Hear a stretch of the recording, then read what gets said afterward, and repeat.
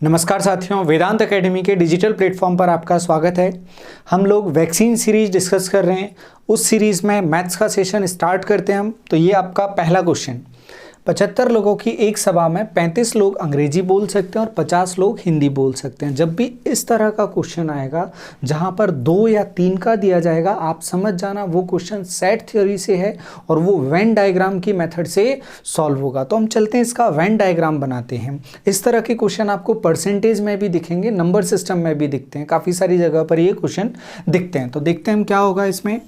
ये बना लिया हमने इंग्लिश के लिए, फिर ये बना लिया हमने हिंदी के लिए, और जो बीच वाला पार्ट होगा उसे हम बोलते हैं हिंदी प्लस इंग्लिश वाला पार्ट।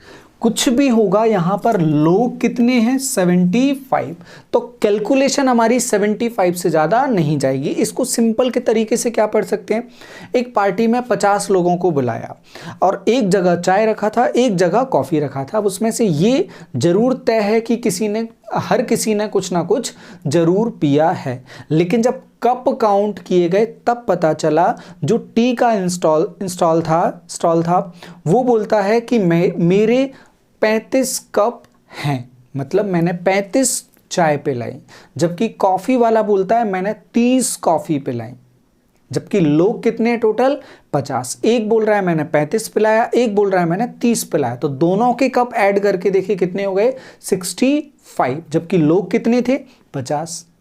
तो 50 में से हर एक ने एक तो लिया, लेकिन जो 15 कप एक्स्ट्रा आ रहे हैं वो क्या है, 15 जो लोग होंगे उनने कहीं ना कहीं उनने दोनों पिया होगा, तब उनके कप एक्स्ट्रा हो रहे हैं। वैसी कहानी यहाँ है, 35 लोग इंग्लिश बोल रहे हैं और 50 लोग हिंदी बोल रहे हैं। काउंट करके देखा 35 और 50 होना कितना चाहिए 75 तक, लेकिन हो कितना रहा है 85। कितना एक्स्ट्रा जा रहा है 75 से, कितना एक्स्ट्रा जा रहा है ये 10 एक्स्ट्रा जा रहा है। मतलब 10 लोग ऐसे हैं जो हिंदी में भी हैं और इंग्लिश में भी है। तो कहाँ लिखे जाएंगे, दोनों के बीच में लिखे जाएंगे। 35 इंग्लिश में 35, 10 यहाँ लिखे, बचे कितने 25, और हिंदी में कितना 50। 50 में से 10 लिख दिया तो बचा कितना 40, ये लिखा 40।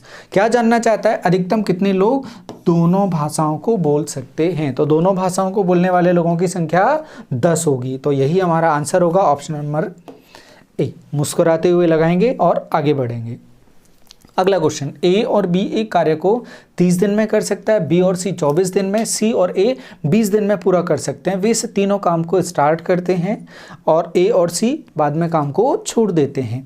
ये नीचे की कहानी को अगर छोड़ दोगे, ऊपर वाला जो पैटर्न है ये आपको अदर टॉपिक्स में भी दिखेगा। मतलब ये एक जनरल क्वेश्चन है, तो जिसकी मेथड होगी वो भी जनरल होगी, लगभग सभी जगह वही मेथड यूज की जाएगी। तो अपन देखते हैं क्या मेथड यूज करेंगे अपन इसमें।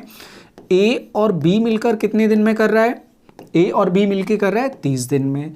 बी और सी मिलकर कितने दिन में कर रहा है, बी और सी देखेंगे हम 24 दिन में कर रहा है। सी और ए मिलकर कितने दिन में कर रहा है, सी और ए देखा हमने, सी और ए मिलकर कर रहे हैं 20 दिन में।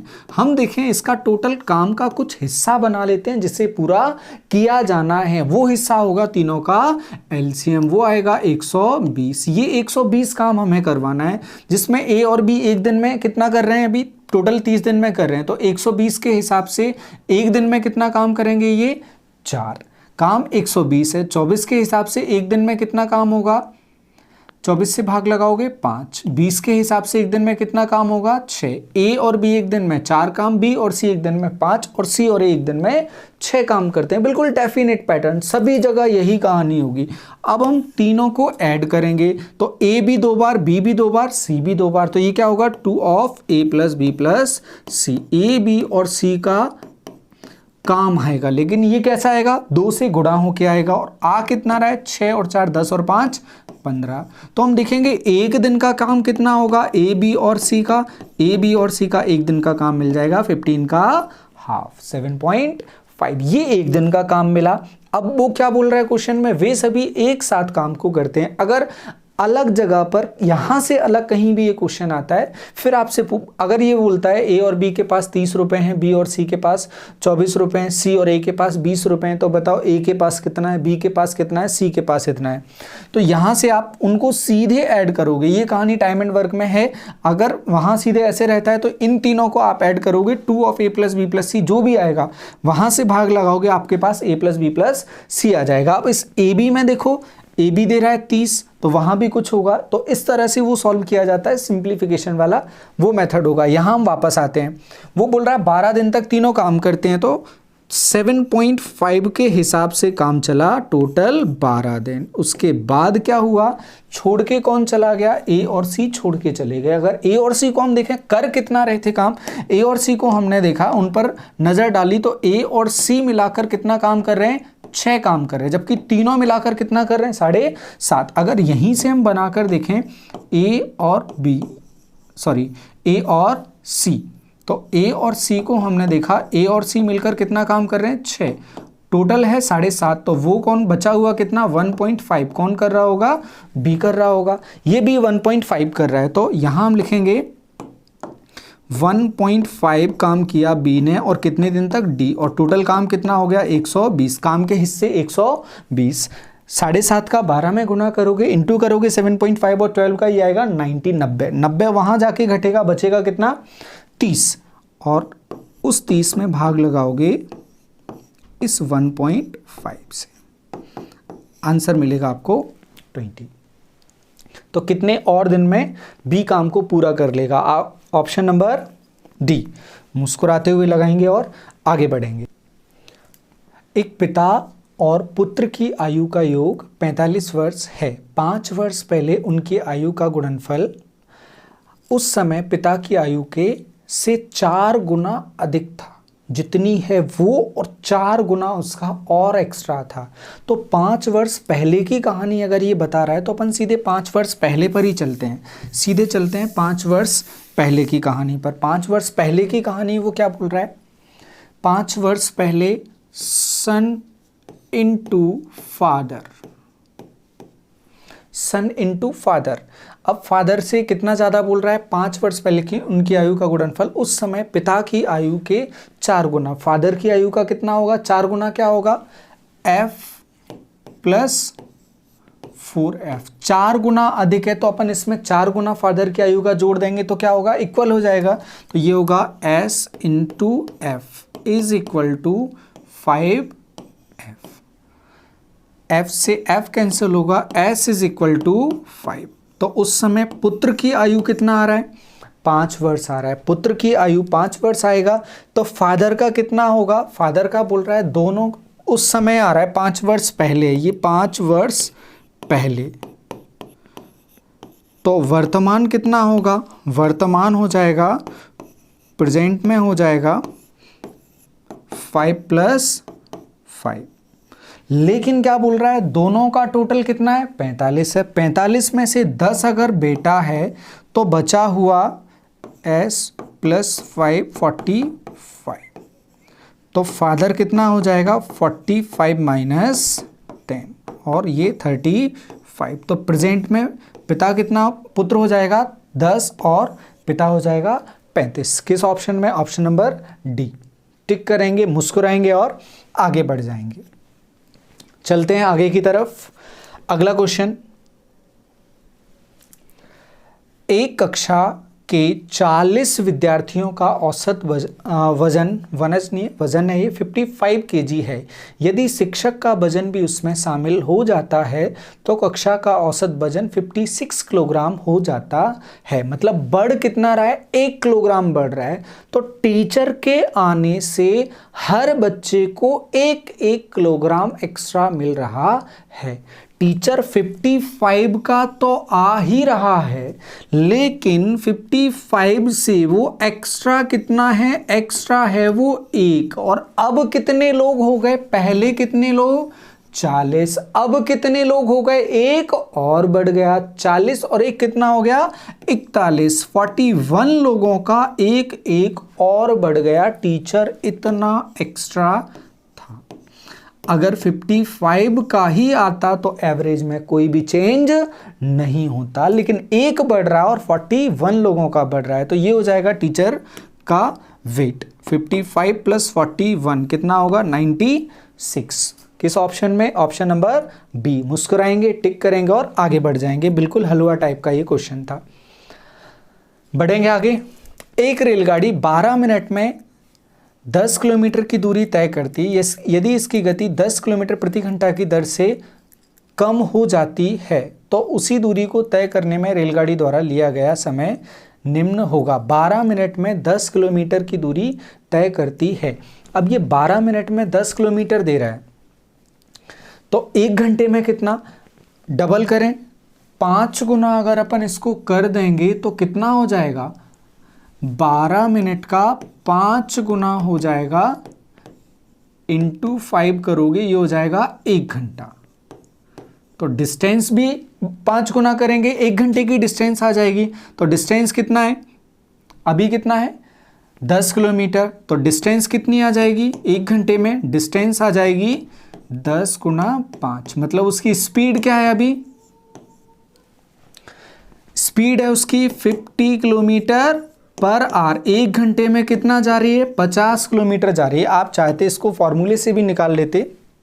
Speed is equal to distance upon time. Distance कितना? डिस्टेंस जा रहा है 10 और टाइम लग रहा है 12। इस 12 को किस में चेंज करना है? आर में चेंज करना है, घंटे में चेंज करना है। तो 12 में भाग लगाना पड़ेगा 60 का। 60 नीचे भाग लगाने की जगह हम ऊपर लिख देंगे 60। ये 2 से काटोगे, 12 से काटोगे 5 बार, 10 पंजे 50, और वही 50 अपन ने यहाँ पर लिखा है।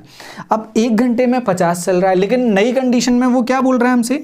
नई कंडीशन में बोल रहा है 10 किलोमीटर प्रति घंटे कम हो जाती है। तो नई स्पीड क्या हो जाएगी? एस डैश क्या हो जाएगी? 40 किलोमीटर प्रति घंटे।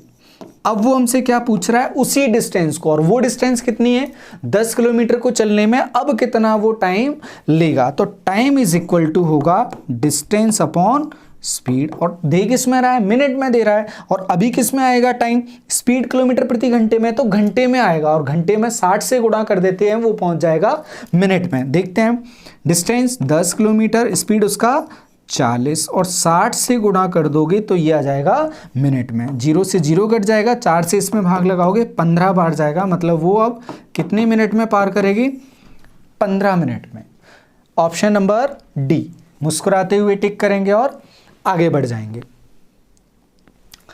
एक रेलगाड़ी 90 मीटर लंबे प्लेटफॉर्म को 30 सेकंड में पार कर जाती है। याद रखना, लगभग हर क्लास में क्वेश्चन आ रहा है ट्रेन का, और सिंपल सी कहानी है, जब ट्रेन में डिस्टेंस की बात आएगी किसी को भी पार करने की, तो जो ट्रेन की लंबाई है उसी को डिस्टेंस में लेकर चलना है। ध्यान रखेंगे हम इस बात का। तो यहां किसको पार कर रहा है? प्लेटफॉर्म को पार कर रहा है। जब प्लेटफॉर्म को पार करेगा तो प्लेटफॉर्म की लंबाई भी ली जाएगी, ठीक है।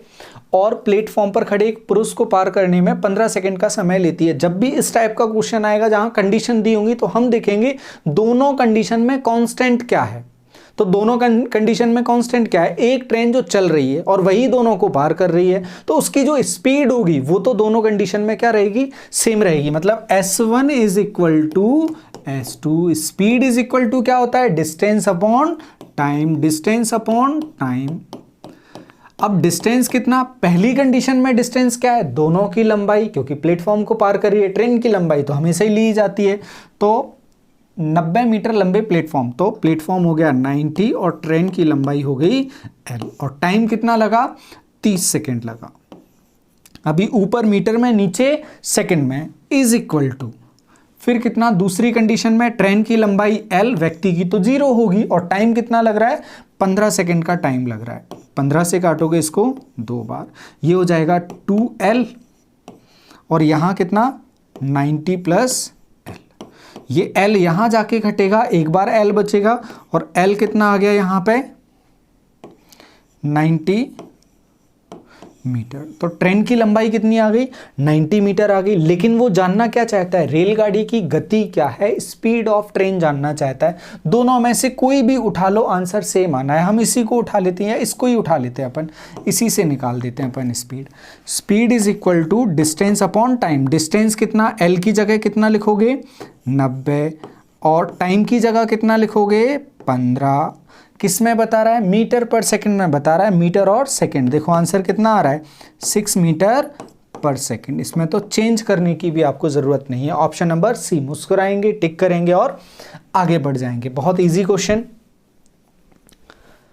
एक रेलगाड़ी, देखो फिर से ट्रेन का क्वेश्चन आ गया, इंपॉर्टेंट है और ये सारे क्वेश्चन आपके एग्जाम में आए हुए क्वेश्चंस हैं, ध्यान देंगे हम। एक रेलगाड़ी एक पुरुष को, एक व्यक्ति को 5 सेकंड में पार करती है। फिर से पार करने वाला क्वेश्चन है। फिर से क्या करेंगे, S1 is equal to S2, तो सीधे लिखते हैं अपन।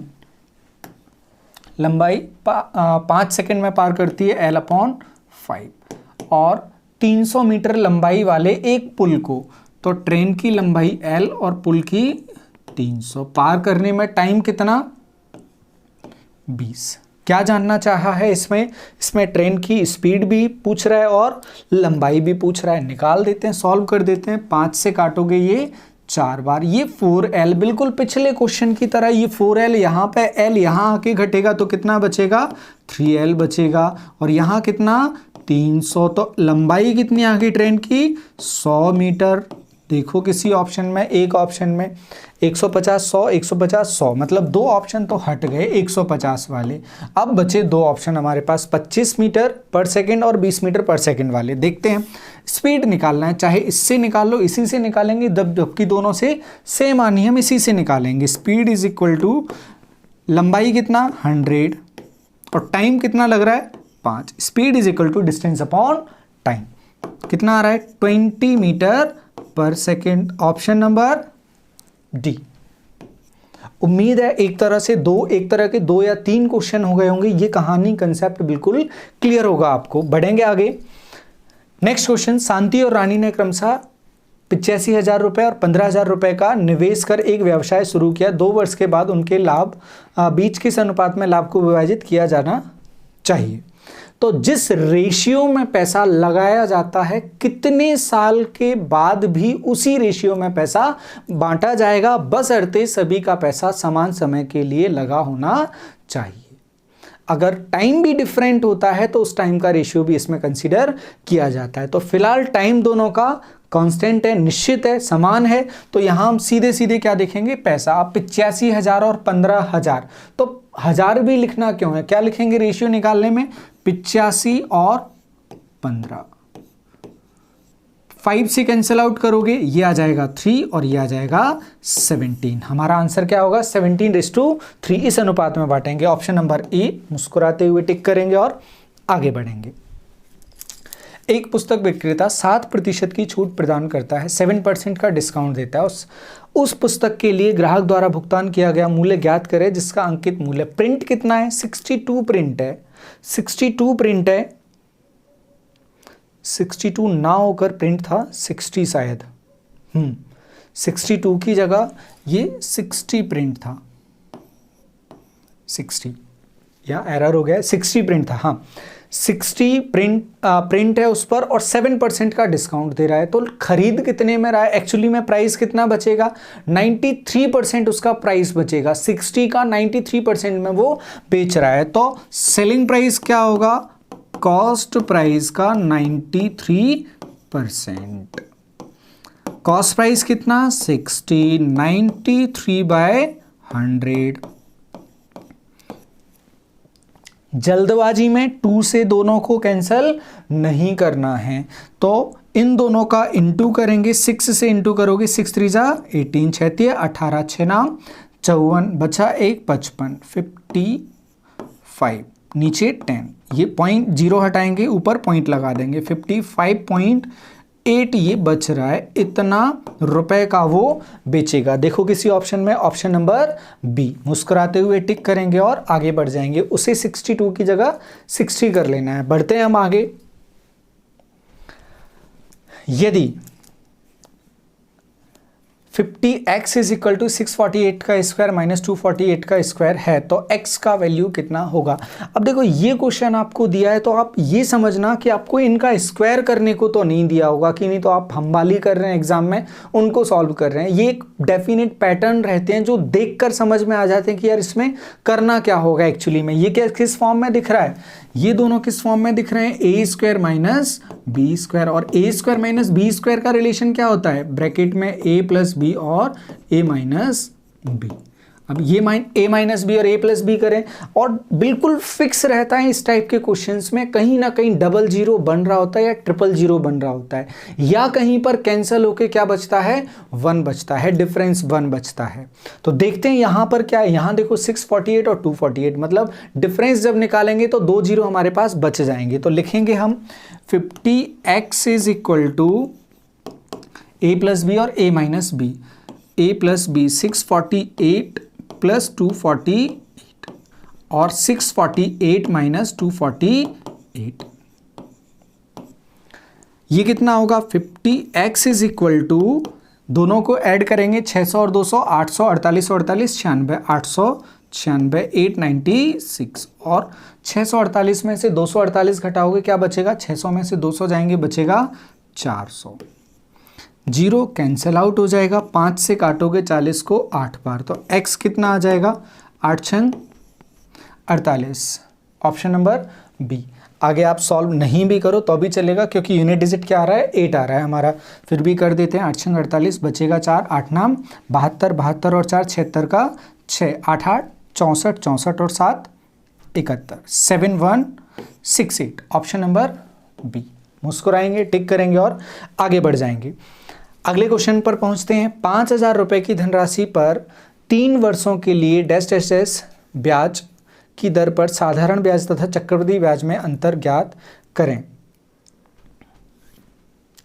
अब यहां पर कुछ दिया नहीं गया है तो फिर अपन किसका निकालेंगे, हम मान लेते हैं यहां पर 10% अपन को दे रहा है, 10% अगर दे रहा है, 10% दे रहा है तो इससे अपन सॉल्व करने की कोशिश करेंगे। 10% का मतलब क्या होगा, 1/10, 1/10 होगा, 1/10 होगा तो इसे क्या बोला जाएगा, 10 रुपए पर ब्याज कितना मिल रहा है, 1 रुपए ब्याज मिल रहा है 10 रुपए पर, तो हो कितना जाएगा एक साल में 10 रुपए अगर होगा तो बढ़ के कितना हो जाएगा 11, फिर अगले साल भी ले रहा है 10 बढ़ के हो जाएगा 11, अगले साल भी देगा, 3 साल ले रहा है तो 10 बढ़ के हो जाएगा 11।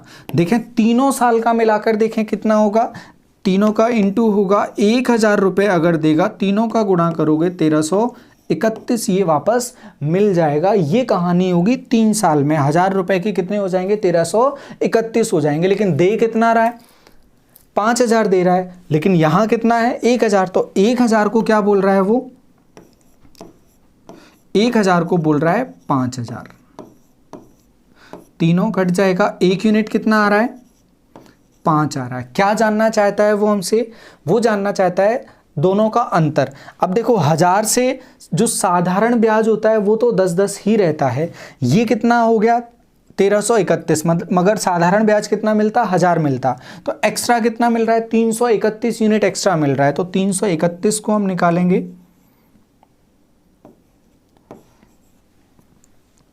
सॉरी 3.1% अपन को एक्स्ट्रा मिल रहा है, ये मिलता 30% मिल जाता अपन को और यहाँ मिलता 33.1%, ये कितना हो रहा है 100 के हिसाब से अगर देखा जाएगा 133.1%, तो 3.1% अपन को एक्स्ट्रा मिल रहा है, किस पर 5,000 पर एक्स्ट्रा मिल रहा है, तो 3.1% अपन सीधे इसका निकाल लेते हैं।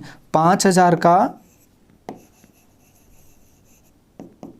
इस मेथड से सीधे डिफरेंस पर अपन नहीं पहुंच सकते, यूं अगर देखा जाएगा 10 के हिसाब से 10 10 10 पहुंच जाएगा 30 पर, और बिल्कुल फिक्स मेथड में ये याद रहने वाला क्वेश्चन है, ये हो जाएगा 33.1% इंटरेस्ट मिलेगा। और किस मेथड से सॉल्व करना पड़ेगा, x plus y plus x y upon 100, x और y दोनों की जगह हम रखेंगे इसमें 10, और ये 2 बार यूज करोगे तो फाइनली पहुंच जाओगे 33.1% पर। और साधारण ब्याज कितना होगा 30%, इसीलिए साधारण दोनों का अंतर 3.1, तो 5,000 का 3.1% हमें निकालना है। 2 जीरो कैंसिल आउट हो जाएंगे, 1 जीरो से ये पॉइंट हट जाएगा, 31 पंजे आ जाएगा 155, 155। ऑप्शन नंबर डी टिक करेंगे, आगे बढ़ेंगे। अगला क्वेश्चन, मेरी आयु 6 वर्ष बाद तथा 2 वर्ष के पूर्व के अंतर की 4 गुनी है। मेरी आयु 6 वर्ष बाद, 6 वर्ष बाद कितनी, x प्लस 6 के बाद तथा 2 वर्ष पूर्व, 2 वर्ष पूर्व कितनी हो जाएगी, x माइनस 2 की 4 गुनी है। इसकी 4 गुनी क्या है, x प्लस 6। आगे ये बड़ी है तो ये 4 गुनी है। अगर बराबर करना है तो यहाँ अपन 4 से गुणा कर दें और दोनों को बराबर कर देंगे। बराबर करते हैं, देखते हैं मेरी आयु क्या है, x, 4x minus 4, 4x minus 4 is equal to x plus 6। ये x यहाँ आएगा तो क्या बचेगा, 3x, और ये -4 नहीं, -8 इस तरफ आएगा,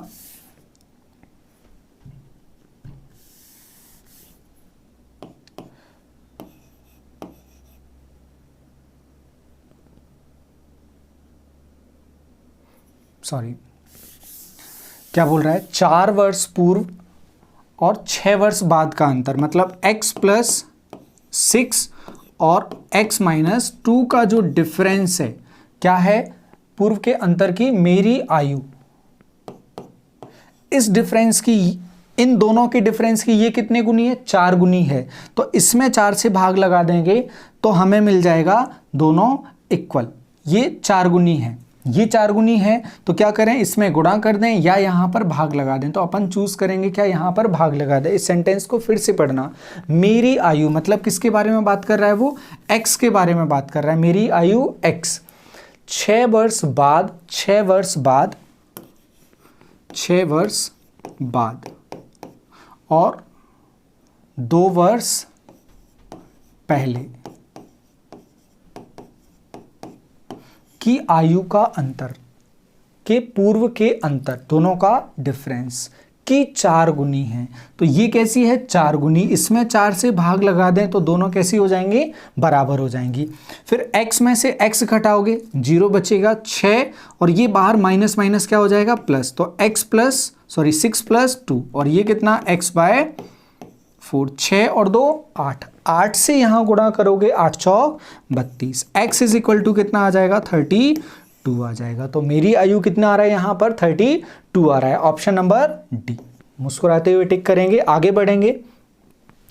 नेक्स्ट क्वेश्चन, अब ये एडवांस का क्वेश्चन है, बेसिक्स थोड़ा सा समझना पड़ेगा, फिर देखते हैं क्या है इसकी कहानी। एक समचतुर्भुज, समचतुर्भुज मतलब रोम्बस, रोम्बस में बोल रहा है AC और BD, AC और BD समझ में आ रहा है, अपोजिट वर्टाइसिस ले रहा है, A B C और D, AC और BD। जो समचतुर्भुज होता है उसके विकर्ण एक दूसरे को बराबर भागों में बांटते हैं और 90 डिग्री पर एक दूसरे को काटते हैं। वर्ग को टेढ़ा करने पर हमें समचतुर्भुज मिलता है। वो बोल रहा है हमसे AC इज इक्वल टू 8। अगर ये पूरा 8 है तो आधा कितना होगा, 4, और ये समकोण पर काटते हैं एक दूसरे को। फिर उसके बाद बोल रहा है BD 6 है, B से D तक कितना है, 6, लेकिन बराबर बराबर बटेगा तो कितना हो जाएगा, 3 हो जाएगा। और यहाँ हमें दिख रहा है 4 3, और ये फेमस पाइथागोरस याद ही रखना है हमें। ये पेयर 6 8 और 10 वाला पेयर, 12 5 और 13 वाला पेयर, ये पेयर तो अपन को याद ही रख के चलना है पाइथागोरस में। तो 3 4 के हिसाब से ही यहाँ पाइथागोरस में कितना आ जाएगा, 5, ये 5 आ जाएगा। क्या जानना चाहता है, AB। अगर 1 5 है, वर्ग की चारों भुजाएं बराबर होती हैं, तो चारों साइड क्या आ जाएंगी, 5 5 5 आ जाएंगी। AB जानना चाहता है, AB कितना होगा, 5। ऑप्शन नंबर बी अपना आंसर होगा। मुस्कुराएंगे, टिक करेंगे और आगे बढ़ जाएंगे। यदि एक समांतर चतुर्भुज, फिर से किसका क्वेश्चन है, एडवांस का क्वेश्चन है, समांतर चतुर्भुज के आसन्न कोण, और ये पिछले लेक्चर से अपने साथ में ही चल रहे हैं पैरेललोग्राम के क्वेश्चन। आसन्न कोण मतलब एडजेसेंट एंगल, आसपास वाले एंगल जो जोड़कर 180 हो जाते हैं, अपोजिट वाले बराबर होते हैं, का आसन्न कोण 3:2 के अनुपात में, 3:2, ये 3:2 के रेशियो में है, मतलब ये 3x है तो दूसरा वाला क्या होगा 2x। अपन को पता है दोनों को मिलाएंगे कितना आ जाएगा 180 आ जाएगा, तो 2x + 3x is equal to 180। तो 5x कितना आ जाएगा 180, तो x कितना आ जाएगा, डिवाइड करोगे 3 और 6, 36 डिग्री आ जाएगा। ये आ गया 36 डिग्री। क्या जानना चाहता है, बड़ा एंगल जानना चाहता है। बड़ा एंगल मतलब क्या जानना चाहता है, 3x जानना चाहता है। 3 × 36, आंसर क्या मिलेगा 108 degree, 108 degree. Option number B. मुस्कुराएंगे, टिक करेंगे और आगे बढ़ेंगे। आज का लास्ट क्वेश्चन क्या बोल रहा है, x/5। अब इसमें अपन कुछ भी नहीं कर सकते, इसको अपन को सिंपल ही करना पड़ेगा। सिंपल करना है तो क्या करना है, क्रॉस मल्टीप्लाई करना है। 6 का यहाँ हो जाएगा, इसका यहाँ हो जाएगा, करते हैं इनटू, ये हो जाएगा 6x, इस तरफ हो जाएगा 5x - 5। ये 5x यहाँ आके सब्ट्रैक्ट होगा, घटेगा, 6x में से 5x घटाओगे क्या बचेगा, सिर्फ x बचेगा, और यहाँ क्या बचा अकेला -5। तो x का वैल्यू कितना आ रहा है, -5 आ रहा है। Option number D.